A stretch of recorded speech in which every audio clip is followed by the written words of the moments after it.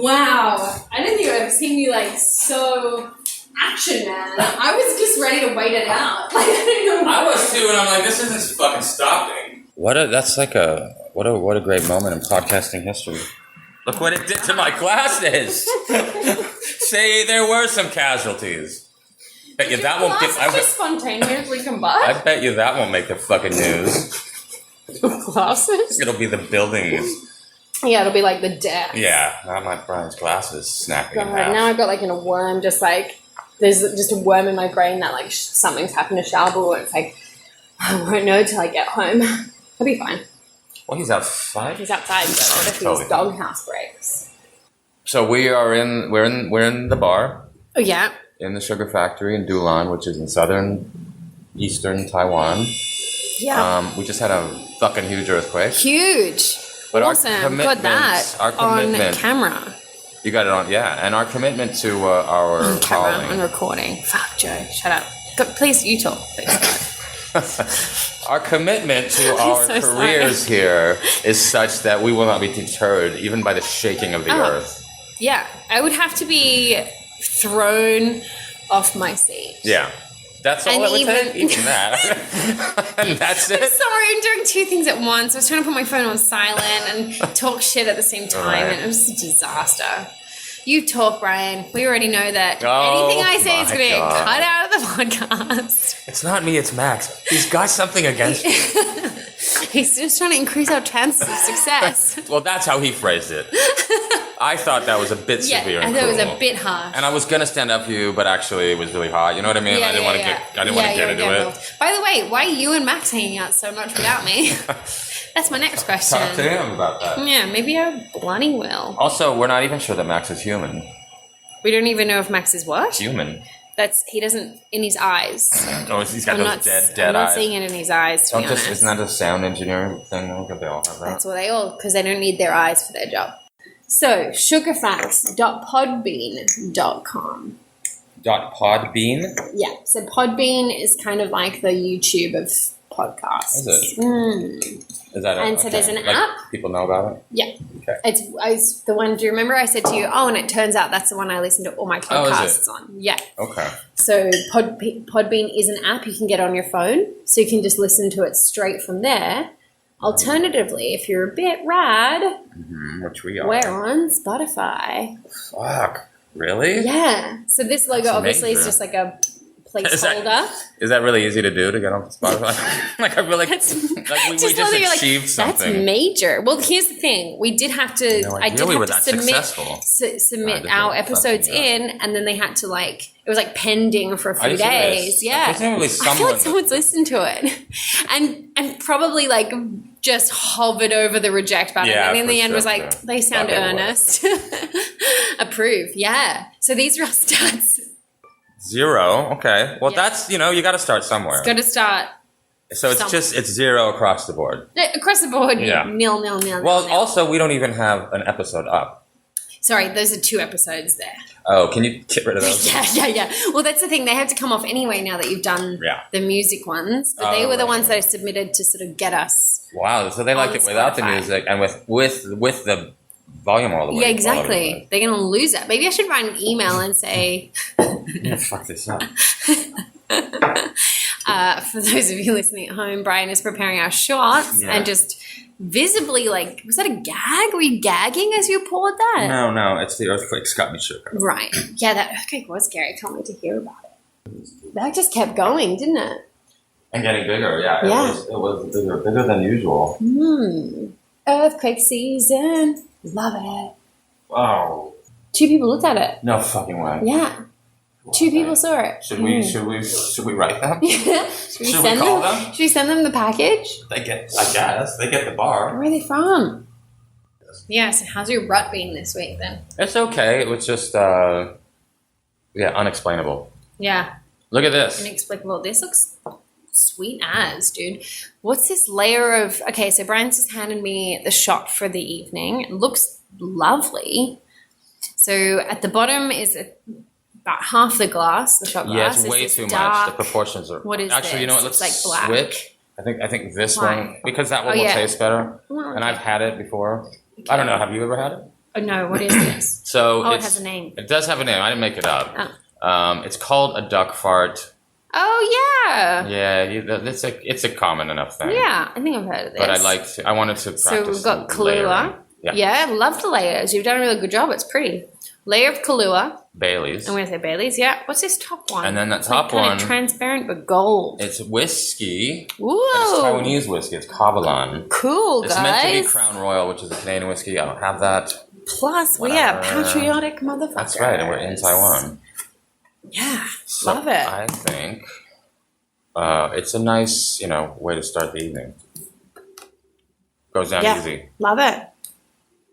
Well, God damn it! Jesus Christ! Get in it. I reckon after a drink, right? Maybe I guess. We're warming up to each other. Jesus. Have we met before? I don't know. Why it's going on. Okay, to episode 4. 4?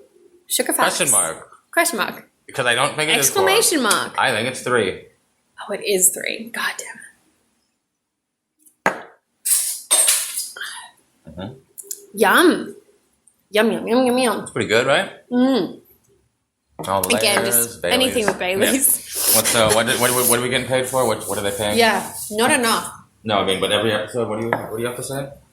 Oh, everything's better with Baileys? Was that what it was? No, what was it? The best drinks are made with Baileys. Nope. No? The best? Oh, now I fucking forgot. No, the best drinks start with Baileys. The best drinks start with Baileys. The best drinks start with Baileys. Welcome to Sugar Facts. Oh, that was meant to sound... There we go. It's meant to be sort of, the best drinks start with Baileys. You see how good that sounds? I'll send it in. I'll send it to the... Yeah. To the team. The team. Oh, I can't wait till we actually have a team. Yeah. It's going to be cool. Great. Because then we can sort of get like a research team to sort of write the script for us. Then we don't have to eventually fucking look for shit. Yeah. We just have to turn up, have a few drinks, read a script. So in a way, they're almost going to roll in money. Our caretakers. Yeah, for sure. Yeah. And I want to have a glamour team. Yeah. Like they sort of do my hair and makeup before every episode. For the podcast? Yeah, sure. But that's how I'll know we've made it. Yeah, once we have money in the budget to get our hair done before every podcast, you included. Even me, really. That would be amazing. I can do something with my eyebrows. Maybe. Yeah. I mean, you don't need them. No. So, welcome to Sugar Facts. Are we going to do the charade every time? Charade? For a while. Okay, yeah, cool. Sugar Facts. Oh, wait, hold on. Wait, what? I was going to... No. Well, we're here to talk to you, person. Let's say people. Fuck it. You know what? We can't say people because there were 2 fucking views. Yeah. Multiple viewers. We've gone guys. Into the we can say guys, not guy. Yeah. Hey, guys. Guys, how's it going? Hey, guys. Maybe they should we get those guys together? Maybe they could listen together. They could become Sugar Facts fan club. Sugar Facts fans. Sugar Facts fans. Sugar friends. So my sugar fact. Yeah. Feel free to jump in anytime. Oh, before you start. Yeah. Oh, hey, sorry. I know you were about to talk about It's really fascinating, but I'm, whatever. Yeah, no. First, I wanted to talk to you about actually the Japanese in World War II. It's relevant. Is it relevant? It's not relevant, but I was going to say something. Yeah, it's on my mind. Yeah. And I was just going to say it. Japanese in World War II. Japanese, I love Japan. Yeah. Japanese culture is amazing. Yeah, well, in this one, it's... Okinawa. Yeah, that's true. God, so much in common. This is an interesting... I don't know how to do this. I don't know how to interrupt and then seamlessly lead into something because you've not even said anything. This is just so good. This is seamless and very convincing. Train for this? Okay, so I was reading this week about Japanese in Japan and Taiwan because there's the whole Tiananmen Square anniversary today, and so it got me thinking about how people have fled to Taiwan, meant to be a sanctuary, but then also it's keeps being invaded, and then China might invade again. I've made it worse. Anyway, basically I was reading about this Japanese scholar who's working at Melbourne University. Don't look at my phone. What did you got a neurosis about that? Yeah, I know, because I feel like you're like, I know. I can't even read from here. My glasses are on my head, and it's only got one of the arms on it. Am I even looking at you? I think I'm looking like off to like your left ear. So there's this Japanese scholar at Melbourne University in Australia. Oh. His name is Toshiyuki Tanaka, and he said a couple of years ago that he had collected 100 documented cases of cannibalism of Australian and Indian soldiers and Asian forced laborers in New Guinea. Wait. Cannibalism. Who's eating whom in this scenario? Japanese soldiers eating Australian and Indian soldiers. What? Yeah, in World War II. Like, I had heard about like prisoner of war torture and like crazy shit. Nanjing, the rape of Nanjing. Exactly. But I hadn't heard of like actual full-on fucking cannibalism. No. Jeez. So a lot of Allied forces, it came out a little bit after the war, but Allied forces were like, they were running out of supplies. They just needed food. Right. Like Allied forces were trying to like defend really? soldiers a little bit. But actually, this guy, Tanaka, says many reports from prisoners said the Japanese soldiers were they were fit and strong. They had potatoes, rice, and dried fish. Instead, the cannibalism was done in a group under the instruction of a commander as like a team building exercise. So his theory was that it was to get a feeling for victory. This is his quote, to give the soldiers nerves of steel, and it helped them to bond because the whole troop broke the taboo of cannibalism together. Jeez. It's like this weird corporate retreat of like, let's eat this Australian guy, guys. Yeah. Well, that's what happens, right? I mean, once you get like that sort of peer pressure thing, anything's possible. Anything's possible. Yeah. You can get it drilled into your head. And the whole point of a war, the whole point of being a soldier is that you think you're better or more human or more deserving of victory than your enemy. Also, there's the whole like structure of the military. So it's like if you're being commanded to do it, then there must be a good reason. You gotta do it. Well, You know who Stanley Milgram is? No. Sorry, I shook my head. No. I mean, we could talk about that, but I feel like that would really interrupt the flow that you're on right now. So you go. No, that's okay because I have interrupted your sugar fact as well. So we're already kind of on this weird, crazy tangent. I did want to bring this up. Actually. Yeah, go for it. But I can chop it up and rearrange it. Max is a wizard. He's got a thing. So Stanley Milgram, he is the sociologist. I assume that's what you would call him. The Milgram experiment. It's actually a famous experiment conducted after World War II, and you're gonna remember this as soon as I describe it. It's the one where there would be the person being studied who's not in on the study itself. Mm-hmm. So this person comes in, normal guy.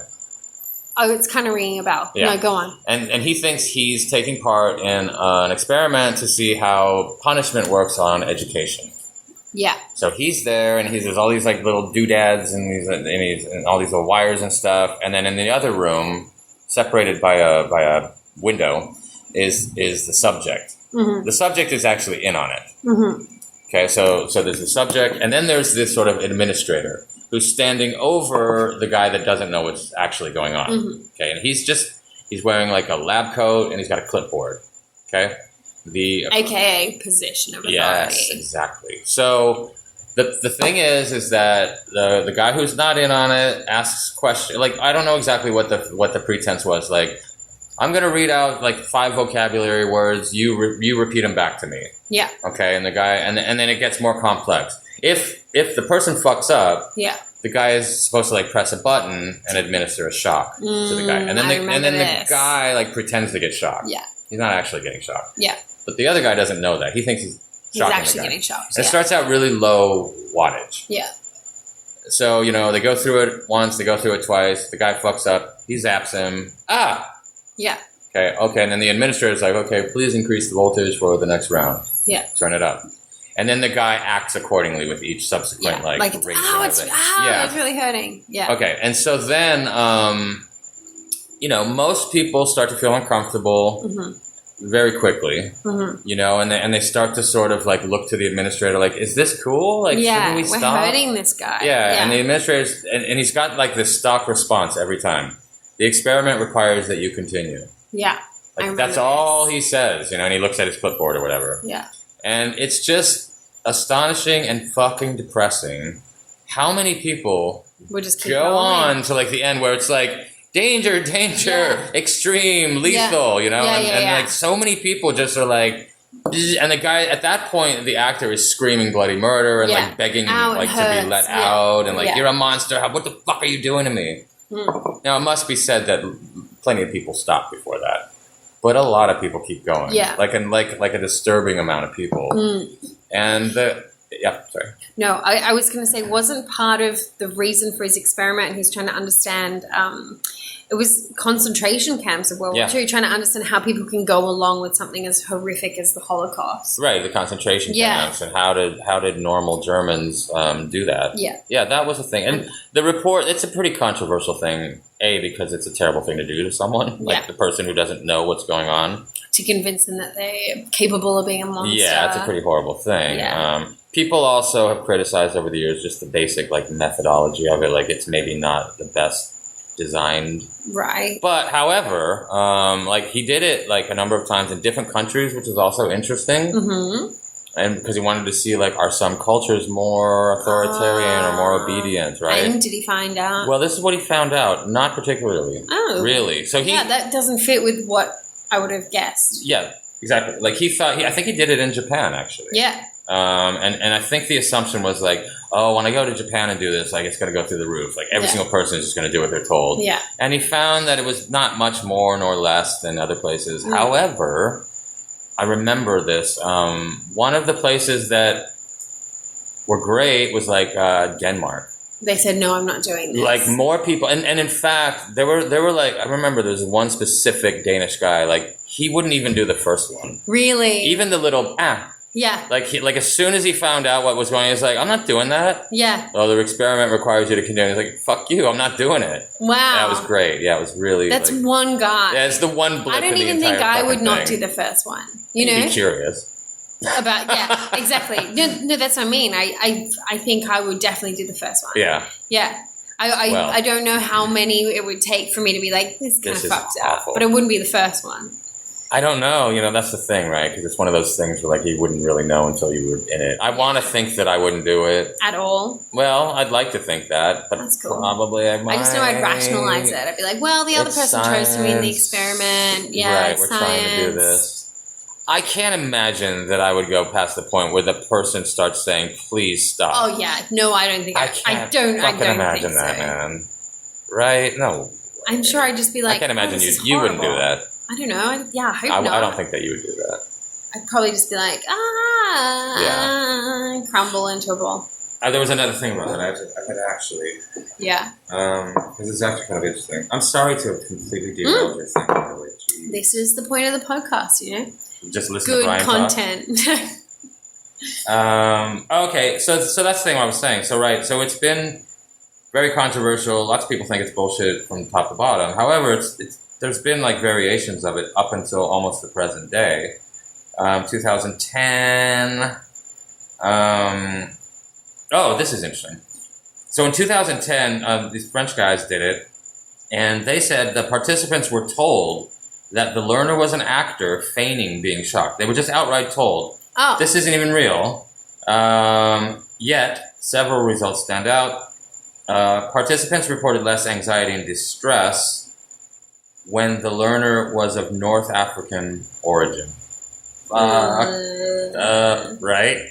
And participants who exhibited higher levels of right-wing authoritarianism and who showed higher levels of anger were more likely to show higher levels of obedience as well. Which isn't even fucking surprising, actually. You mean in terms of like, they were like right-wing and then it was like, these black people for sure I'll go all the way through? Or it was like regardless of the ethnicity of the... Good question. They don't necessarily say that. It was more like, there's this one aspect of it that a lot of people were like, it's a North African guy, whatever. And also, I don't know if those two things join up, Okay. God. 2014, where's Grenoble? Anyway, 2014, they transposed the Milgram thing to a television game show setting. Mm-hmm. Okay. So 3 conditions were tested. The standard one was like, using the voice of authority. Mm-hmm. Then there's another situation where it's social support condition, which is when an accomplice intervenes to say the show must be stopped because it's immoral. Yeah. And then a third scenario was a host withdrawal, in which case the host departs, leaving the participants to decide for themselves whether to continue. Oh, weird. And also creepy. Yeah, what were the results? So 81% obedience in the standard condition.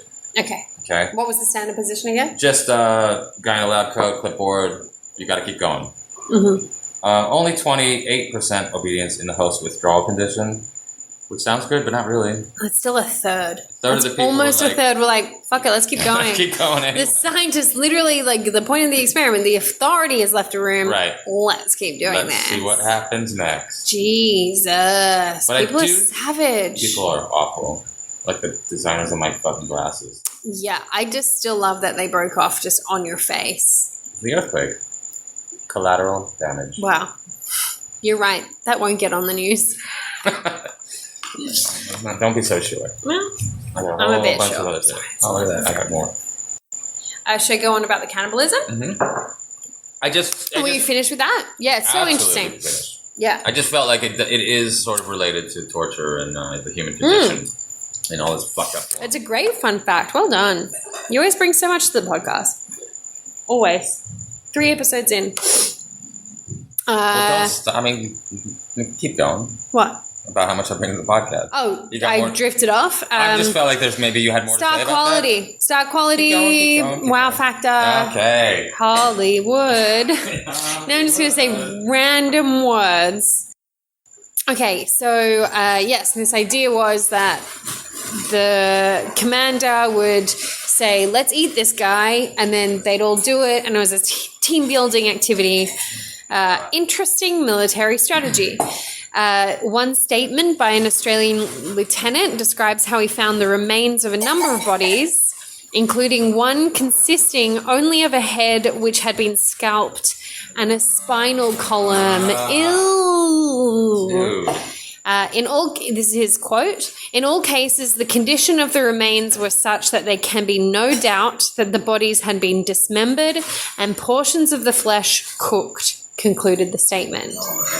So crazy. A Pakistani man who was captured when Japan overran Singapore and taken to New Guinea testified that in his area, Japanese soldiers killed and ate one prisoner a day for, quote, about 100 days. Oh my God. The corporal said he saw flesh being cut from prisoners who were still alive. Whoa. Is this corroborated? Like this isn't just like wartime propaganda? Well, this is stuff that came out after the war. And then this Japanese researcher started doing research in like the 90s. Okay. And was speaking to people that were talking about this. Right. But yeah. And it goes a little bit further down. I'll speak to that in a moment. Another Indian officer said, of 300 men who went to Wewak with me, I'm guessing in New Guinea, only 50 got out, 19 were eaten. A Japanese doctor would send an Indian outside the camp for something, and Japanese soldiers would immediately kill him and eat the flesh from his body. The liver, muscles from the buttocks, thighs, legs, and arms would be cut off and cooked. I know what you're saying. It does sound like propaganda. But this was like this. But it also sounds totally fucking possible. Right. So there was a trial. There was the most senior officer convicted of cannibalism was Lieutenant General Yoshio Tachibana, who, with 11 other Japanese personnel, was tried in August 1946 in relation to the execution of U.S. Navy airmen. and the cannibalism of at least one of them during August 1944 in the Bonin Islands. Because military and international law does not specifically deal with cannibalism, they were tried for murder and prevention of honorable burial. And prevented from what? They were tried for murder and the prevention of honorable burial. Oh, okay. Those were their crimes. Right. Because there's no cannibalism. Right. Do you think that cannibalism should be a more intense punishment than just murder? That's an I don't. Just a question. Yeah. I mean, it's a weird one. It seems like especially violent. Yeah. You know, I mean, it's the same thing if you murder someone and then like fuck with their body afterwards. You're right. That's a stronger thing. Yeah, you know, if you murder someone and then cut their body up and then arrange it in this really creepy way, right? People are like, that's not cool. Right. So I feel like cannibalism's even worse than that. Yeah, and I mean, and it's breaking some pretty, like, ingrained taboos. Yeah. Like, and also on the level of, like, we definitely don't want that person back out on the streets. No, I don't think you're going to be let out after that. Yeah. You shouldn't. Like, at least some people, like, might murder and then they're back out after, like, 10 or 20 years. Cannibalism, it's like, put them away for 50, maybe. Although the wartime, it's different. I don't know. Still gross. Still gross. Met a cannibal? Not that I know of. Oh, this is looking nice. What's this? This is a Dulon donkey. Yummo. Which is just a take on a Moscow mule. Yum. But we're in Dulon, so Dulon donkey. Served in a beautiful copper mug. It's delish. What goes in a Dulon mule? Sorry, Dulon donkey. Yeah, the ginger syrup. Yeah. 3 big shots of vodka. Yep, so those. Soda. Yum. Fresh lime, and a splash of lime cordial. Delicious. And refreshing. It is refreshing. And very refreshing. Big, so I think I've never come to order one of these. It took us a while to get through. Hopefully. Yeah, really. Yeah. All right. That's Japanese cannibalism in World War II. Japanese cannibalism in World War II. Done. Is it done?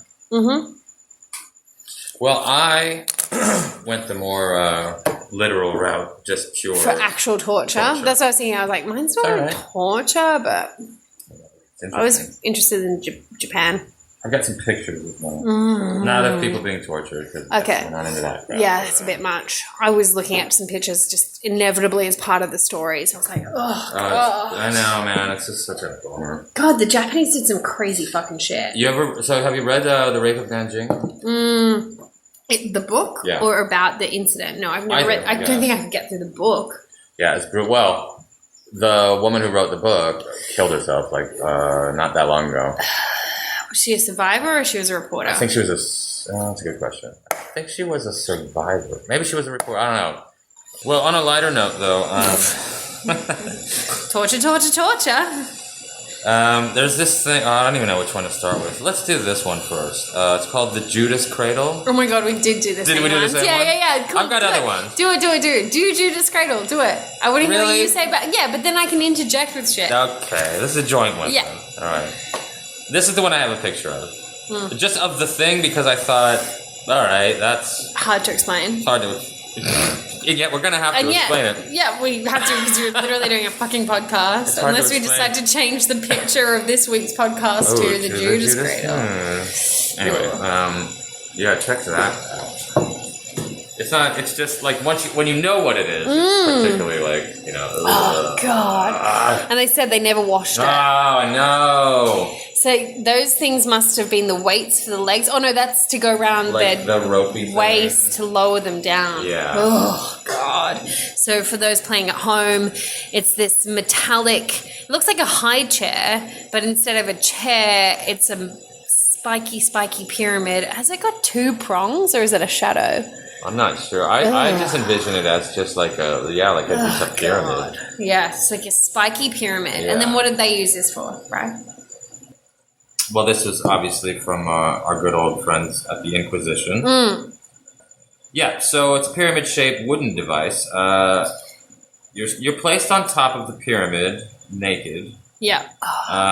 Your hands and legs are tied so that the weight, the weight of your body, couldn't shift. So all of the weight is just concentrated, Yeah.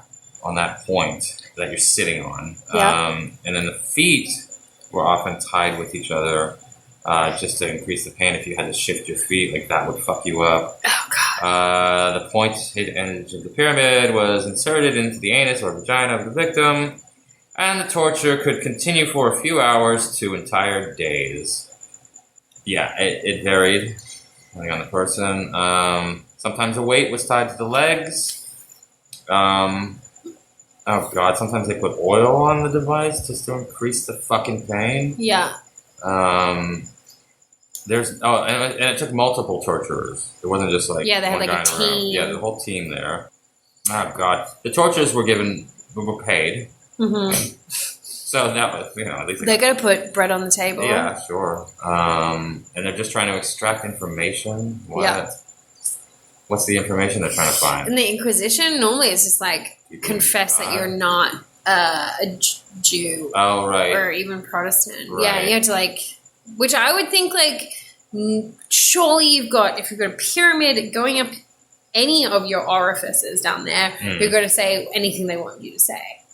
Right? How does it even get to the point of death for any of these people? Well, I read other variations. I don't know if this was on the same thing that you read. Other variations would have the victim repeatedly made to fall on the pyramid.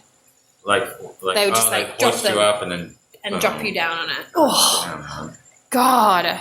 But also just like imagine that shit happening and then you're just kind of like, we are just good Catholics doing our thing. Yeah, God loves us. We're on the right side of Jesus. Yeah. It's so gross. It's such like a sadistic fucking thing to invent. Of course. Yeah. Yeah, well that's the thing too, right? It's like at what point do the people are just be like, you know what? No more of this. Yeah. Let's just why are these fucking psychopaths in charge of this? But it's the same thing as what you were saying about the electric shock experiment. It is kind of like this group think where you're like, well, everyone else is going along with it. Yeah, and I guess you probably get desensitized to that kind of shit. For sure. And then you wouldn't want to speak up because you're next. Well, yeah, you're on the pyramid right. next. Fuck that. It's fucking horrible. Yeah, it's such a brutal way to kill somebody. Yeah. God, and I mean, yeah, I know. And the whole thing about they never washed it. Yeah, right? That's the extra. They never washed it because then even if you survived the ordeal, you're going to get disease. You're basically screwed. Yeah. Yeah. How do you think that you would fare? As soon as they came to my house to arrest me, I'd be like, I'm Catholic. Oh, I'd spill the beans. I'd convert straight away. I have no backbone when it comes to things like that. Are you kidding me? Even if I thought they were going to suggest torture. Yeah. Even if they come to my house because, like, I had an unpaid parking fine. I did it. I did whatever you want me to do, whatever. I did it. My neighbor, he's a communist. The guy across the street. All communists. Do what you got to do. Please don't hurt me. Don't put me on the pyramid. Anyway, here's your overdue gas bill. Yeah. What was that other stuff you were saying? No, nothing. Nothing. I'm rehearsing a play called The Coward. I play coward number 1. Yeah, I play main coward. Yeah, they picked me right out of the whole test. Yeah, it's amazing. It's my best auditions yet. God, but I would though, man. I mean, no fucking way. I wouldn't last. I always think that. Like, even as a kid when I'm reading about all this torture stuff, you're just kind of like, just say what they want you to say. I mean, it's never that simple, though. A lot of the time, even if you say what they want you to say, you're incriminating yourself worse, or maybe you're incriminating a family member, or... You're also kind of ruining their day because they were looking forward to a good torture session. Good pyramid sex. Yeah, and they're like, and now they're like, God damn it. Can we just get one person in the city with some conviction? We haven't even brought anyone to the dungeon in 3 days. That would be a funny skit. Like the Inquisition comes to town, they're all jazzed up about all their new torture devices. Blood. We just invented this new thing. This is going to be fucking great. You go out there and round up some heretics. And everyone just immediately like, yep, I did it. I did the thing. And so every day the torture team has to come back to the dungeon and like, now guys, we are not meeting our KPIs. The boss is just like, look at the pyramid is pristine condition. Which is covered in shit. Drop of, exactly. Grim. Okay. Well, what else freaks you out, Joe? Well, I've only got one more. No, I got. Okay, I just did 3. Yeah. I don't know if you prepared this one as well. Yeah. Scaphism or the boats. You did this one? Yeah. Did we just read the same article? Well, I checked out different sites. Yeah. Okay. Multiple sites. Yeah, me too. The boats. Yeah. So this is an ancient Persian method of execution. Oh my God, we had the same script. Where the victim was stripped naked and firmly fastened within the space of 2 narrow boats, like a sandwich. At first, I kind of thought it was someone kind of like in the space of boats. That's what I thought when I and then I saw the picture, and then so the person's kind of like out, legs out. And then the boat's like a sandwich on it. Torture sandwich. And the victim was forced to ingest milk and honey, luxury items back then. Right? With more honey poured on the eyes, ears, mouth, and genitals. The victim was then left to float in stagnant pond water. Very specific setting. Really? You'd really be like... Put them on a nice fucking lake somewhere. Yeah, but it's also like, imagine if you just want to do this torture thing and all you've got is like a river. Fuck, guys, couldn't do it. So the idea would be that the victim would have diarrhea from the honey and milk, that it would pool inside the boat and attract insects that would eat and breed on and inside the victim's flesh. The victim was continuously fed milk to make sure they didn't starve to death, but instead they had flies, wasps, bees sting them, and they would eventually just fester to death. Yeah. So this is, did you read this? Plutarch's description of the execution of a young, Mithridates, a young Persian soldier. Tell me more. Let me read the quote to you because it'll be new for you for sure. Sure. So they put him in the boats. They then kept his face continually turned toward the sun, and it became completely covered up and hidden by the multitude of flies that settle on it. I like this sentence. And as within the boats, he does what those that eat and drink must needs do. Yes. How delicately put. Yeah. Those that eat and drink must needs do. Creeping things and vermin spring out of the corruption and rottenness of the excrement, and those entering into the bowels of him, his body is consumed. When the man is manifestly dead, the uppermost boat was taken off. They find his flesh devoured, and swarms of such noisome creatures preying upon, and as it were, growing to his innards. In this way, Mithridates, after suffering for 17 days. I was going to guess 17. You were going to say 17? Crazy. At last expired. Yeah. 17 days. Did you read about this Mithridates guy? Why he was subjected to that? Yeah. I know, I did. It's crazy. So basically, like he successfully assassinated like Cyrus the king's brother. Yeah. Cyrus, exactly. Whoever that but is. It's not like I know who that is. The king's younger brother who was like, I want to be king. So he killed him. Yeah. Protecting the king. Yeah. And the king was like, happy about it, right? Thanks, except I don't want anyone to know it was you. I want people to think it was me. Yeah. So instead of just like poisoning him or getting rid of him, he's like, kill him gruesomely. 17 days. Well, I think you skipped the part though. You skipped the part. I cut down the quote. No? No, I think you skipped the part in that story. So the king, Atraxamaxes. Good memory. I took Greek. Go on. In the university I never went to. Oh. I never went to university. You wouldn't think it to talk to you. So just like I could see like the disappointment. She's like, she's going to start using really simple words now. Yeah. Basic sentences. I enjoy the metaphor. I mean, how do I describe a metaphor to you? The thing that maybe means something else. Yeah. Yeah. Okay. Who's explaining it to who? You're explaining it to me because anyway. Yeah. Tell you're the one that memorized all the names. What a weird So the thing is that Mithridates, however you say it, Mithridates. Probably. I don't know. Anyway, yeah. So he killed this guy. The king was happy. But then Mithridates couldn't keep his fucking mouth shut. And he went around all the taverns talking about how actually it was me that killed Cyrus the Younger. I'm a badass. I'm cool. Which then angered the king, who was like, dude, Shut up. You're not supposed to fucking tell anyone. Yeah. What should we do with you? But again, it's like, if you want to keep something under wraps, maybe a 17-day slow death by bees is not the most right. That might attract some attention. You know, people might be like, "Hey, why did he do so wrong?" I'm sure they came up with something. Yeah. Yeah, I know. It does seem like a bit fucking extreme.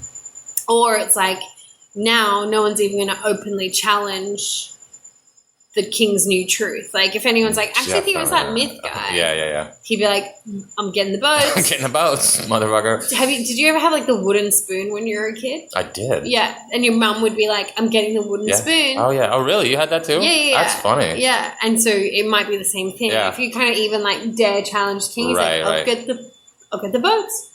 Don't make me I'll get the boats. Did you ever actually get hit with the spoon? Yeah. Yeah. Yeah. That's why I have such incredible discipline and self-control today.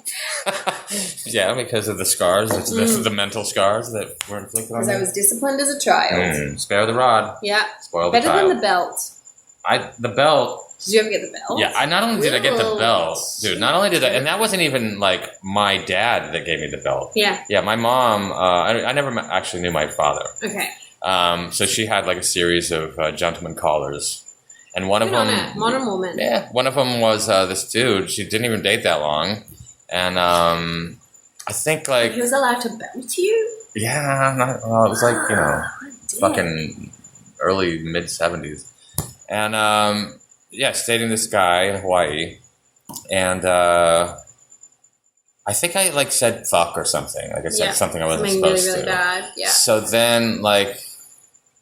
I don't know why, but when we were in the shower together, which is already questionable. Wait, you and the dude? Yeah, but I don't remember any kind of weirdness there, other than just the simple fact that why am I in a shower with this dude? How old were you, Brian? Oh, dude, I'm 6, 7. Too old to be sharing a shower. With a strange Hawaiian man? Yeah. And then I remember getting soap, like my mouth washed out. And then I just remember, like, he would do the thing with the belt where he would, like, crack it. Just to add to the... like, I don't need... My imagination is already kicked in here, dude. Yeah, it's like I already know what's you don't need to fucking crack the belt. Yeah, but I don't remember getting hit with it, though. I just remember the crack. I feel like it's a bad sign that you've blocked out some really key pivotal points in your story.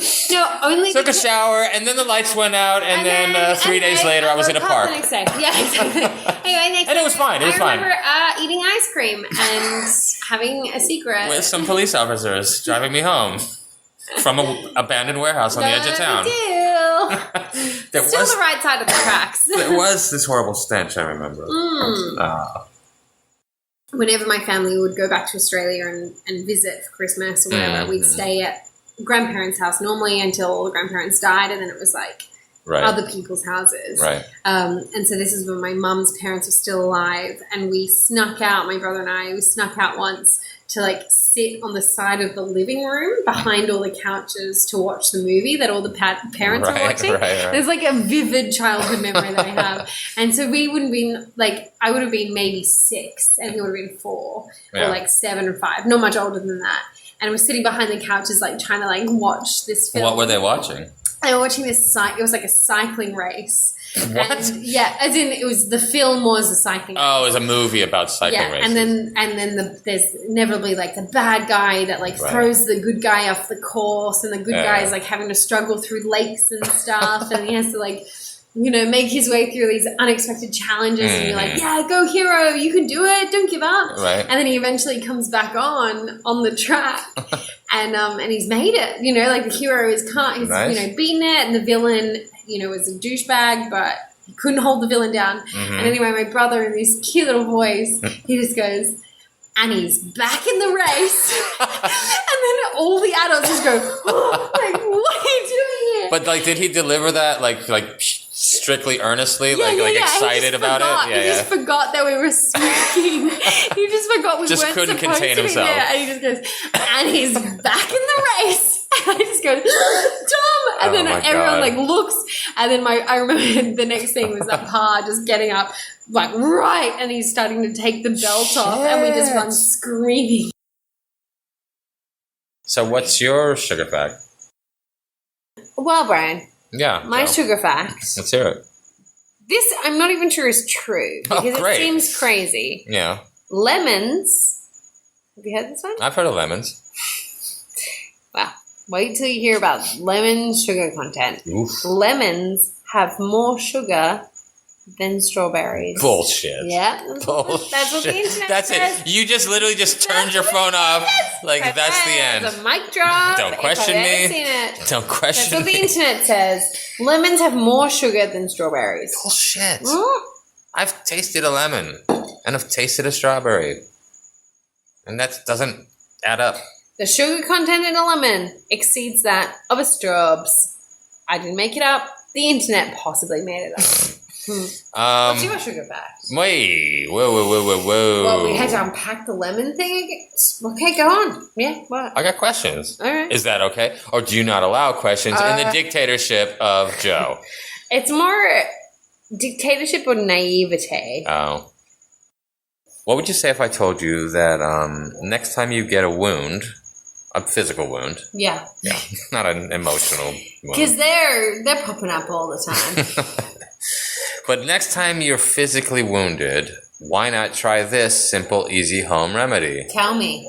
Pour sugar on the wound. Yeah. Cover that shit up with a Band-Aid. Yeah. And let the healing begin. No. Yeah. Better than salt? Yep. Well, salt stings. True. Sugar is sweet. Wow. Sweet. Sweet. Sugar also has antibacterial properties, is what you're saying. Well, here's the deal with that. If you don't put enough sugar on, all you're going to do is like provide a great breeding ground for bacteria. I feel like I talked about a torture technique this evening. That involves? Sugar. Honey, dude. Honey. The honey boat. Oh, yeah, the boat thing. That's literally like how you're trying. Yeah, but that's kind of the opposite, though. Like, they're trying to inflict harm, and this is trying to heal. Okay, so you're saying put as much sugar as possible. Yeah, fill that wound up with sugar. Don't put the wound between boats. Don't put the wound between boats, and don't be an ancient Persian, who betrayed your king. But kind of was doing the right thing, but the king just had an ego problem. So put a bunch of sugar in the wound, wrap it up with a Band-Aid. Yeah. And here's the... Oh, Jesus. Also, cover your bottles. Don't leave your bottles unopened with lids. That's what they're there for. That's why they made them. Oh, dear. Wow. Yeah. Okay. So Sugar facts. Antibacterial. Sugar facts. What was our thing? Like us in real life. Oh, yeah, but we can't just say that out of nowhere. We got to go through the whole list, right? Thanks for listening to episode 3 of Sugar Facts. Episode 3 of Sugar Facts, to be titled later. And you say the social media thing? Connect with us on Join Chat and FaceSnap. InstaWobble. All the platforms. All the platforms. Spotlight. Sound time. Make sure that you, press like, but also like us in real life. Like us in real life. Like us in real life. We need it. Jesus. Ugh.